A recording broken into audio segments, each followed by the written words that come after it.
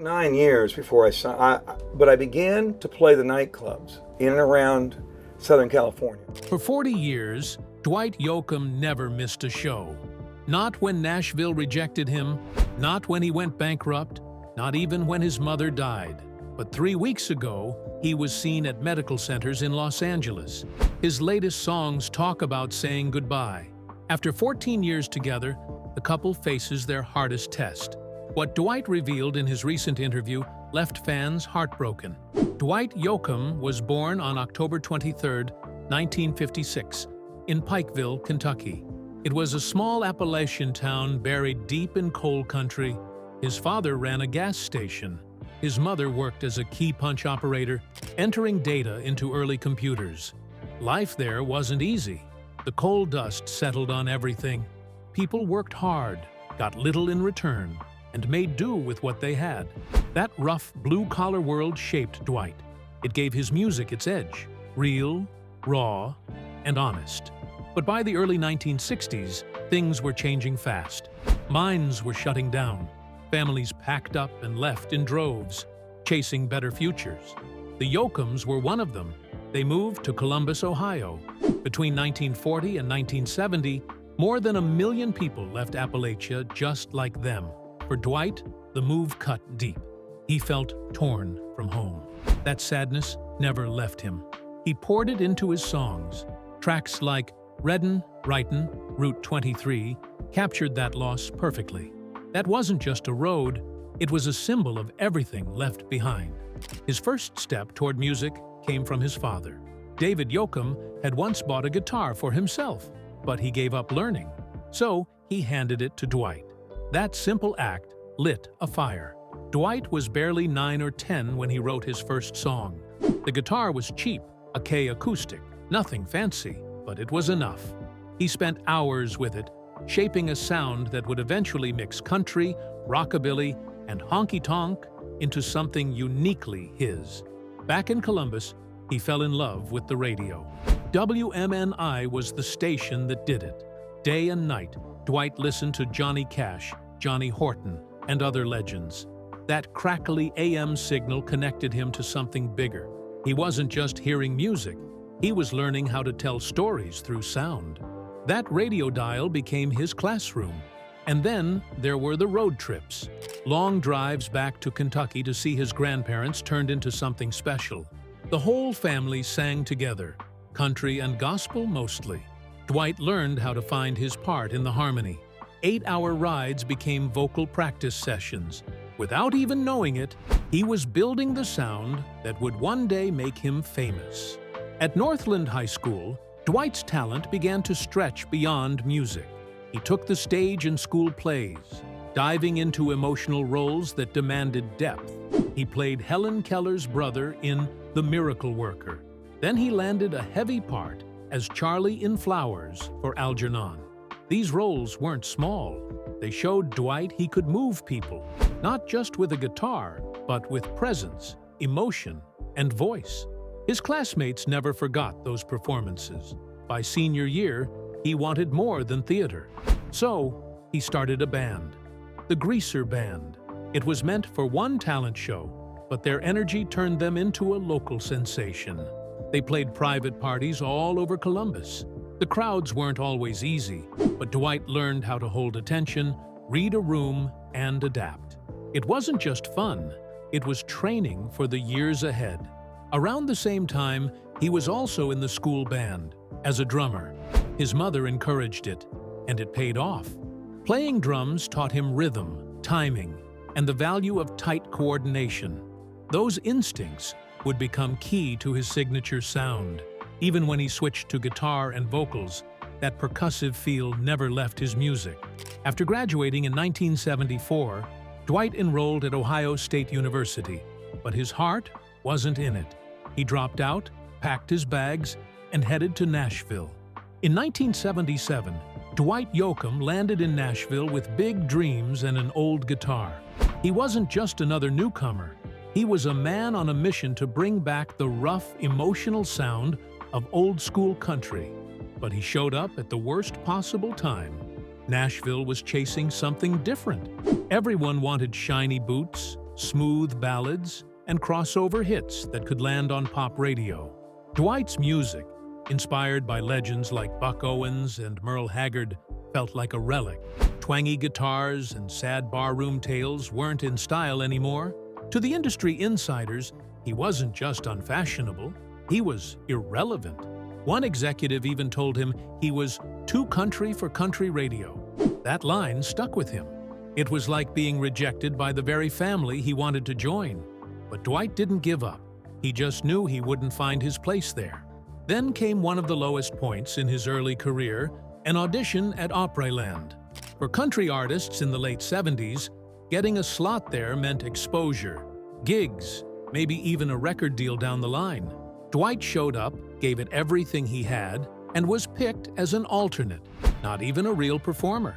Just a backup in case someone else dropped out. It was a polite rejection, but it hit like a brick. He'd left home, traveled hundreds of miles, and poured himself into a dream, only to be told he wasn't good enough for a theme park. He started to wonder if he had made a mistake. Nashville, he realized, wasn't built for performers like him. It was a town for songwriters and hitmakers, but he wasn't giving up just yet. That rejection lit a fire inside him. If Nashville wouldn't take him, maybe somewhere else would. The problem was bigger than one audition. His entire style clashed with what the city wanted. Nashville in the late 70s loved polished vocals and orchestras. Dwight came with fiddles, banjos, and the sound of dusty jukeboxes. He wasn't trying to be modern, he was trying to be honest. But to the gatekeepers, that honesty sounded like a mistake. He didn't look the part either. Ripped jeans, a Stetson, and a cool retro vibe didn't sit well with the rhinestone suits and blow-dried hair of the urban cowboy crowd.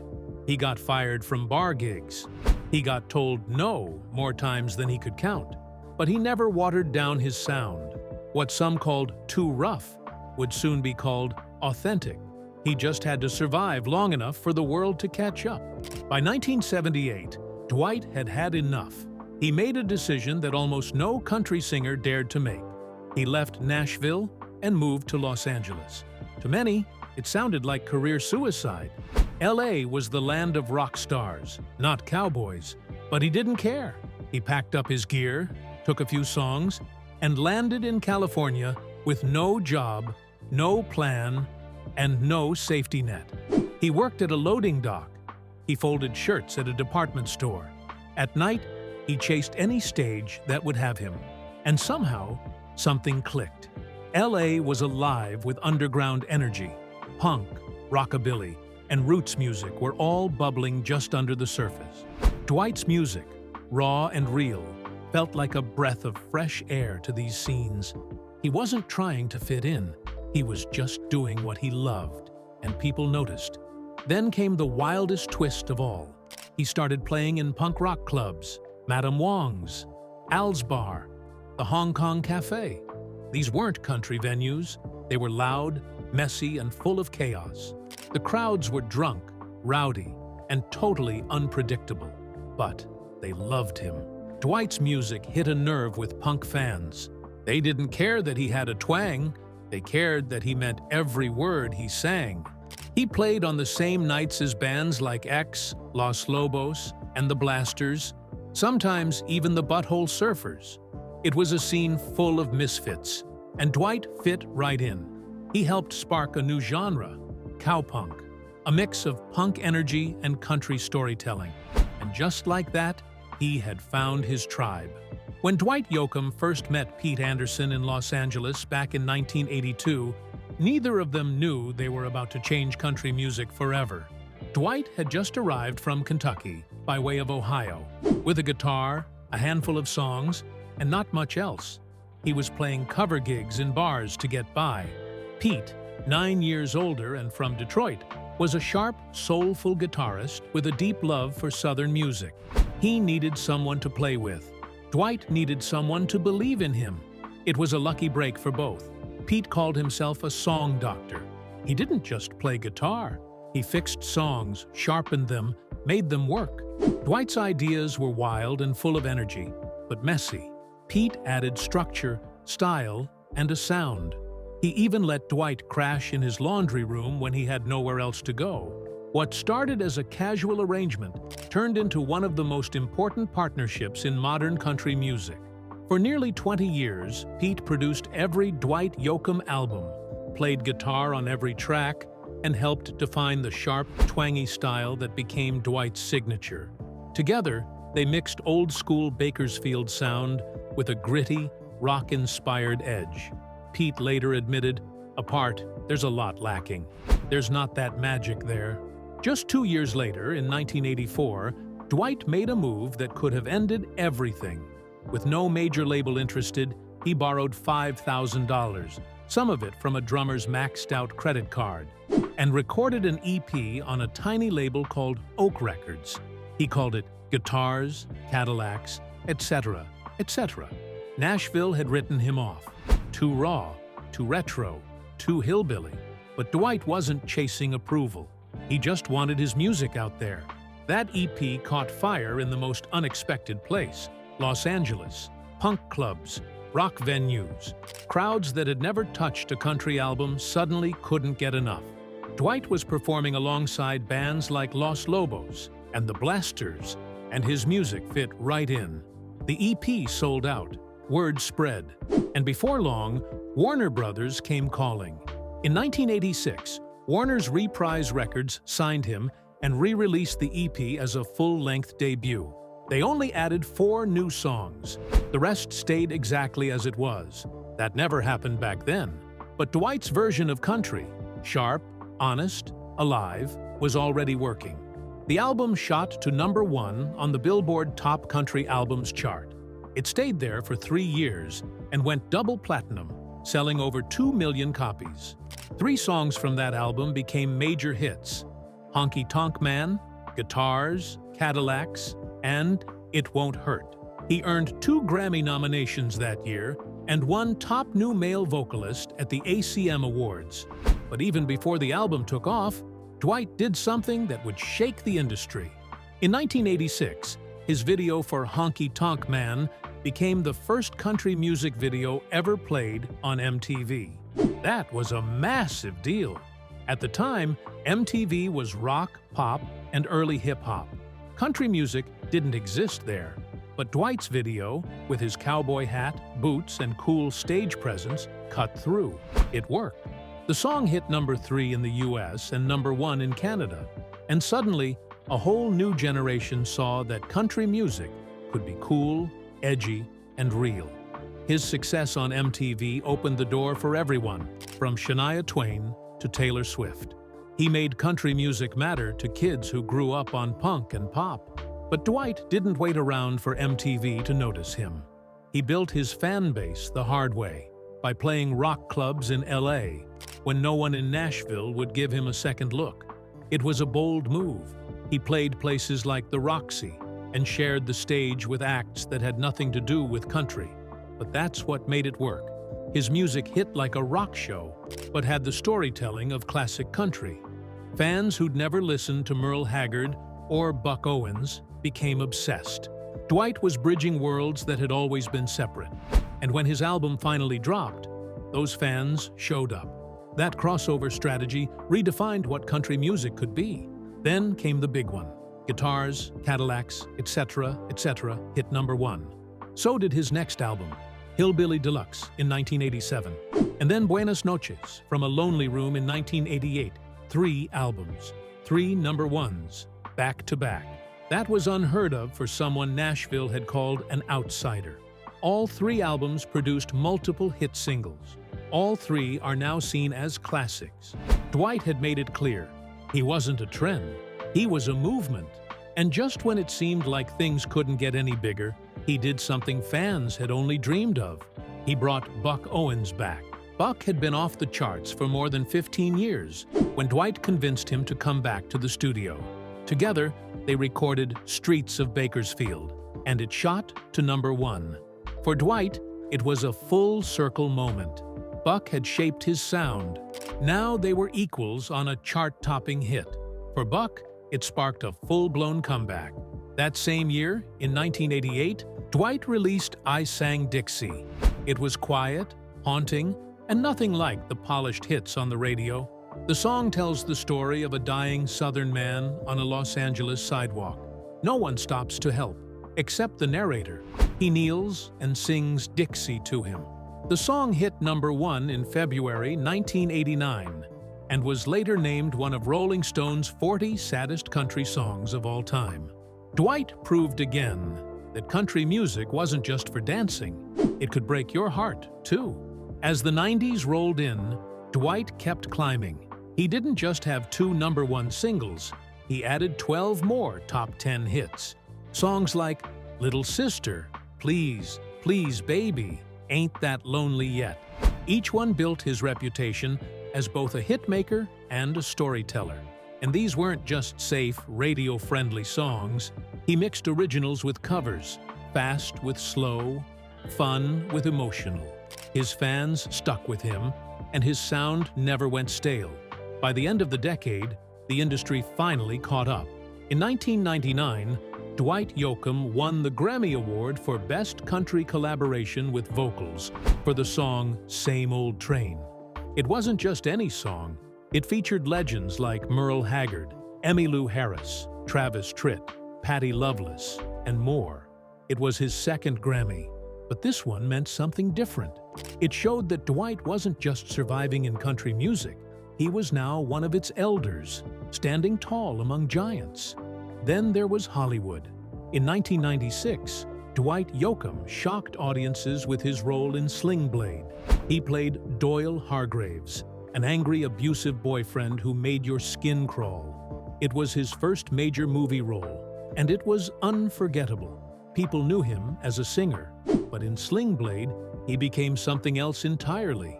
He held his own alongside Billy Bob Thornton, John Ritter, and Robert Duvall. The film won an Oscar, and Yoakam's performance earned him and the rest of the cast a Screen Actors Guild nomination. It wasn't just a one-time thing. Yoakam later said he knew during filming that Sling Blade would be something lasting. He was right. That movie changed how people saw him. No longer just a musician dabbling in film, he was a serious actor now. After that, the film roles kept coming, and they were all over the map. He didn't stick to one kind of part. He was in thrillers like The Minus Man in 1999. He played a violent criminal in Panic Room in 2002. Then came the hit comedy Wedding Crashers in 2005, where he stole scenes as the over-the-top Mr. Kruger. He even showed up in the western The Three Burials of Melquiades Estrada and the insane action flick Crank as a strange, high-speed doctor. Each role was different, but all of them had one thing in common. Yoakam threw himself into every part. Even when he wasn't the lead, you noticed him. Over time, he built up a film resume with over 25 credits. More than a few surprised people. He'd become one of the rare musicians who successfully crossed into acting and stayed there. But not every Hollywood move paid off. In 2000, Yoakam took a massive risk. He wanted to make a movie his way. The result was South of Heaven, West of Hell. He wrote it, directed it, starred in it, scored it. He brought in big names: Vince Vaughn, Bridget Fonda, Billy Bob Thornton. But right before filming, disaster struck. His main investor pulled out. Yoakam ended up paying for the movie himself by selling his Malibu home. That home, which he'd owned since 1989, was worth millions. Production was a mess. Costs soared to $4 million. When it finally hit theaters, the movie made only $28,149. Critics tore it apart. One reviewer said it was like eating a shit sandwich. It holds a dreadful 14% on Rotten Tomatoes. The fallout was brutal. His production company filed for bankruptcy. Crew members sued. He had to let go of his longtime band to cut costs. And with that, the 20-year partnership with Pete Anderson came to an end. Still, no one could accuse him of playing it safe. Television gave Yoakam another path. He first appeared on the small screen in 1991 in the crime drama P.S. I Love You. Years later, he had a recurring role in Under the Dome in 2014. Then came Goliath, the legal thriller from Amazon. There, he reunited with Billy Bob Thornton once again. this time playing a cold, calculating aerospace executive. The roles weren't huge, but they kept his face on screens and reminded everyone that Yoakam could act. For more than 30 years, he kept bouncing between country music, film, and TV. Not many can say that. Fewer can pull it off. On June 5, 2003, the entertainment world made it official. Dwight Yoakam received his star on the Hollywood Walk of Fame. It's at 7021 Hollywood Boulevard. He stood alongside Buck Owens and Earl Scruggs that day. Both country legends, both proud supporters. It was more than just a moment of fame. It was the recognition of a man who had done what most couldn't, succeed in two cutthroat industries at once. By then, Yoakam had sold more than 25 million records. He'd charted over 30 singles. He'd acted in more than 25 films and TV shows. He'd done it all, sometimes with praise, sometimes with pain, but always with everything he had. Dwight Yoakam's journey took a sharp turn in 2003. After nearly 20 years with Warner Brothers Reprise, the label that made him a country star, things fell apart. His sound, honky-tonk mixed with Bakersfield grit, was no longer welcome on mainstream country radio. The hits slowed. Radio stations moved on. By the early 2000s, his albums weren't getting attention, and sales had dropped. He finished his contract with a few cover and greatest hits records, but it was clear the relationship was over. Years later, in 2021, he shocked the music world by suing Warner Music. They had removed some of his songs from streaming platforms, saying his contract had expired. It wasn't just about missing songs. It sparked a bigger fight over artists' rights and control. That messy ending pushed him into unfamiliar territory. Life without a major label. He didn't waste time. That same year, Yoakam joined Audium's Coke Records. It was a small label, but it gave him something powerful: freedom. In June 2003, he released Population Me. It had a different sound. Willie Nelson, Timothy B. Schmidt from the Eagles, and bluegrass legend Earl Scruggs all played on it. The record mixed country, rockabilly, and even pop, something he couldn't do before. But small labels come with trade-offs. The album didn't get much radio play. The two singles only reached number 52 on the charts. The budget was tight. Still, Yoakam had full control. It was also the last time he worked with his longtime producer, Pete Anderson. Their partnership ended with a lawsuit that got settled quietly. After nearly 20 years together, it was a tough, bitter goodbye. In 2005, Yoakam took another risk. He signed with New West Records. This time, he produced the album himself. The result was Blame the Vein. It came out in June and sounded completely new. There were spoken word moments, synthesizers, and layered production that felt fresh. Critics loved it. One magazine called it the peak of his career. AllMusic said he was still too country for Nashville, even after 20 years. With a new band led by guitarist Keith Gattis, Yoakam proved he didn't need a major label or longtime partner to make great music. It was a bold, creative shift, and it worked. After that, his label journey became a maze. He jumped from one to another. There was a short return to Warner, then Sugar Hill Records, and finally, he started his own label, Via Records. Each switch reflected a new chapter. In 2012, his album Three Peers topped the Americana radio chart and became his highest Billboard 200 debut ever. In 2016, Swimmin' Pools, Movie Stars came out under Sugar Hill and reimagined his classics in bluegrass style. That record featured musicians from Alison Krauss and Union Station.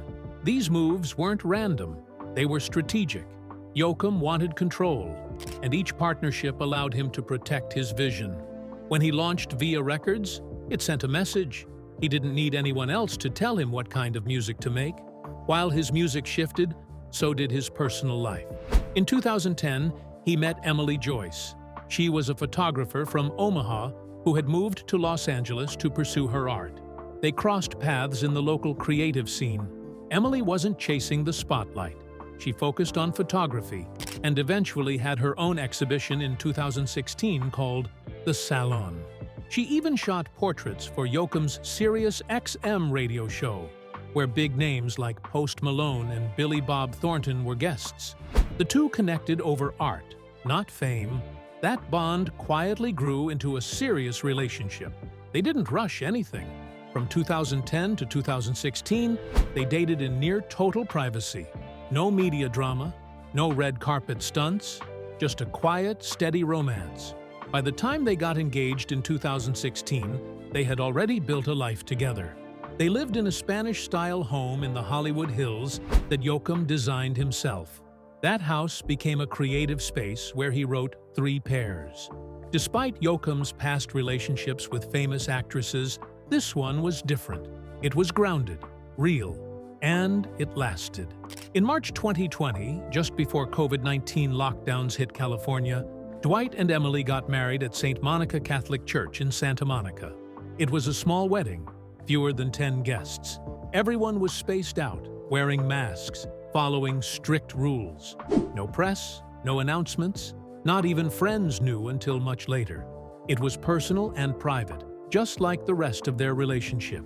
The same church had hosted big-name weddings like Tom Brady's, but Yoakam's wedding stayed out of the headlines. Even more surprising was what happened next. They didn't share the news publicly until May 4th, nearly 2 months later. While most celebrities raced to post pictures and announcements, Dwight and Emily waited. They said they delayed the announcement out of respect for the people suffering from COVID-19 and the health workers fighting it. When they finally posted, it was just 2 quiet photos from the church. The message was simple: love prevailed. But that wasn't the only secret. Emily was pregnant when they got married. They didn't tell anyone. 5 months later, on August 16, 2020, they welcomed their first child, Dalton Lauren Yoakam.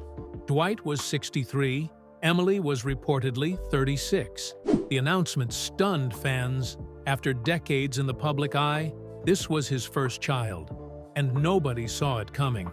They posted a picture from the day they drove to the hospital. Yoakam quoted lyrics from his song, Waterfall, saying, "Babies get born even in a pandemic lockdown." It was a deeply personal moment, and they shared it with quiet pride. Dalton's name carried meaning. It was a tribute to Dwight's father, David Lauren Yoakam. That link between past and future meant everything. Becoming a father at 63 wasn't something Yoakam had planned, but it changed him. It softened him. It gave his life new purpose. And it shifted his music, too. Fatherhood sparked something. In 2024, he released an album called Brighter Days. The entire tone was different, more hopeful, more heartfelt. The title track came from a moment with Dalton. One day, his son asked him to get your guitar. They played together, and that turned into a song. That small, innocent moment lit a creative fire in Yoakam. The album reflected joy, growth, and love, things he hadn't explored this deeply before. Critics and fans both noticed. This wasn't just another record. It was a reflection of a man transformed. Then came a shock no one expected. On the same album, Yoakam collaborated with Post Malone. The song, I Don't Know How to Say Goodbye, Bang Bang Boom Boom, blended classic country with modern pop and hip-hop. 2 completely different artists, decades apart in age and style, created something bold. It wasn't just a stunt, it worked. The song felt fresh, and it opened Yoakam up to a younger audience. The move proved that after 40 years in the business, Dwight Yoakam wasn't done evolving. He was still taking risks, still pushing boundaries, and still writing his own story, on his own terms.